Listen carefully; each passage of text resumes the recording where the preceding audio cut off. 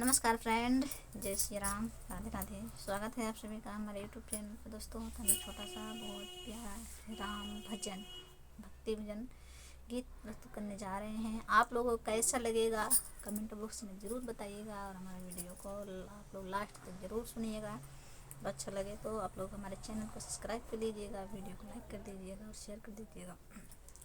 आजू अवधि में मची है धमाल सखिया, आजू अवध में मचा है धमाल सखिया।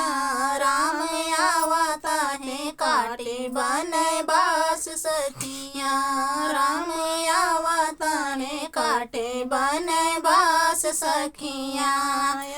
राम के सिरे पे मुकुट बल सोहै, राम के सिरे पे मुकुट बल सोहै। मुकुट से बने राजा राम सखिया, वही मुकुट से बने राजा राम सखिया।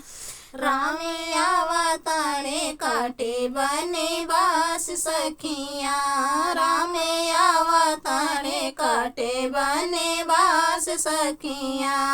आजू अवध में मचा है धमाल सखिया, आजू अवध में मचा है धमाल सखिया। राम आवतारे काटे बने बास सखिया, राम आवतारे काटे बने बास सखिया। राम के हाथे धनुष बल सोहै, राम के हाथे धनुष बल सोहै।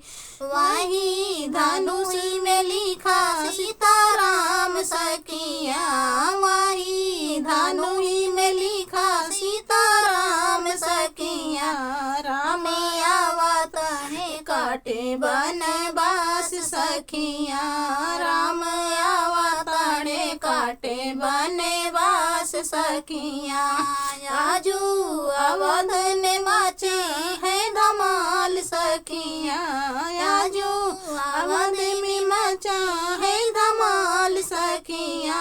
राम आवता है काटे बने बास सखिया, राम आवता है काटे बने बास सखिया।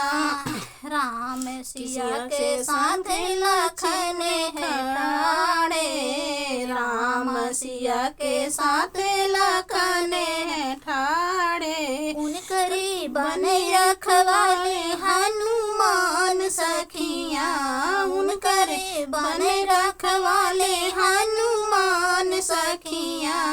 आज आवतारे काटे बने बास सखिया, राम आवता है काटे बने बास सखिया। आजू अवध में मचा है धमाल सखिया, आजू अवध में मचा है धमाल सखिया। राम आवतारे काटे बने बास सखिया, राम आवता है काटे बने बास सखिया।